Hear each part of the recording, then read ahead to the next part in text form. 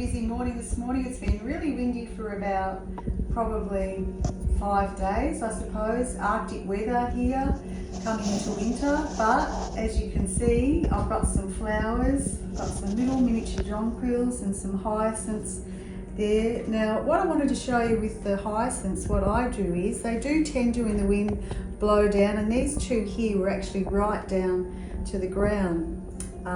Right leaning over the pot, so I just put this stake in here and I got just some string, tied them up, and I'll just put them in a more sheltered area. But they're so beautiful at the moment, the jonquils and the hyacinths out, that I just don't like dropping them down. I like to keep them going as long as we can, and I'll keep those bulbs and store them for next year once they're finished. But they're really pretty at the moment. I've actually been to the garden and we've got some mint, some rosemary. This is my daily pick. I needed some celery and some kale, and I want to make a bit of a pasta sauce. I've got some oregano and thyme there as well, and some silver beet, and some chilies, tomatoes, 2 different sorts of chilies, but that's just a daily pick. Guys, I didn't really look after my garden this year because of the bushfires. I've said that before, I'm repeating myself, but I just want to show you, even though I haven't looked after it as well as what I could, we've still had heaps of daily produce of it. Too much for us, too much for Wayne and I. The neighbours get some, our daughter in Bairnsdale gets some.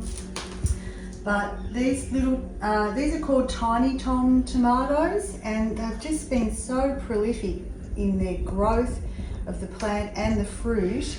And they've got such beautiful flavour, really beautiful flavour. Now these ones here was just a hybrid that I bought.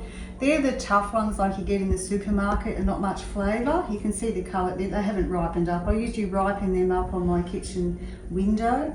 But these ones have got such beautiful flavour that I'll keep growing them. Wayne loves them. I cut them in 3 and put them, about 4 of them on a sandwich, homemade bread, toasted for Wayne, and he loves them. And he doesn't usually like little tomatoes, he usually likes big tomatoes. Over there you'll see some bread I'm rising. I am trying to make all my own bread now.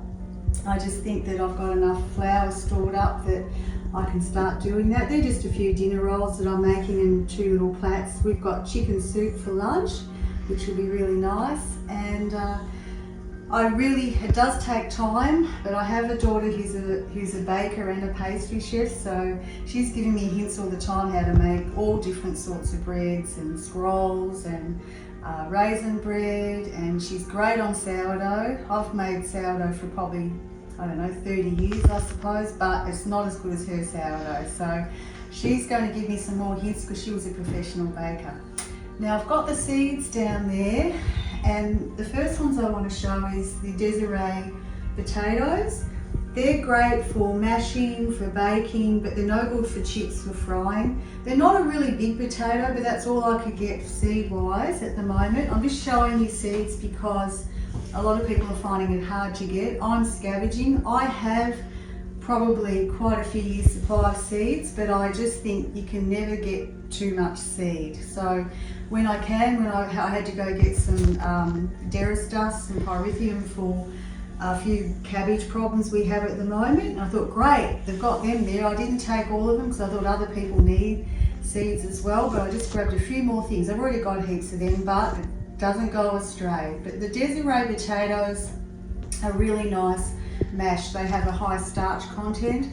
I usually like to grow Kennebecs and Sebagos because you get a really good crop underneath. You get a really nice lot of potatoes, and the bigger potatoes, I feel like if I'm planting a potato plant, if I'm growing that for 3 months basically, if I can get as much as I can underneath that, then I've won. So Desiree are good producers, Kennebec as I said, and Sebagos are too, and Pontiacs can be good producers too, but sometimes your fingerlings and all that don't produce a lot, but people like them. I mean, you can grow those if you really like the fingerlings for the flavour. I'm into supply and produce at the moment, like I think a lot of us are.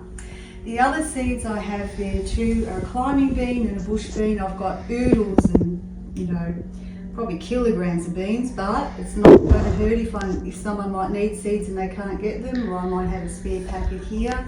I've got carrots there too, and I've got, I think they're Kent pumpkins and butternut pumpkins and 2 more things of zucchini. So seeds are still available, even though they didn't have many on the shelf, they're still available around. That supplier is actually the farm supplier, so all the vegetable growers around here. He does have his own retail side as well, which is really good. But they were all sold out a few weeks ago, but they were getting a little bit more reserve stock back in, so I grabbed some then.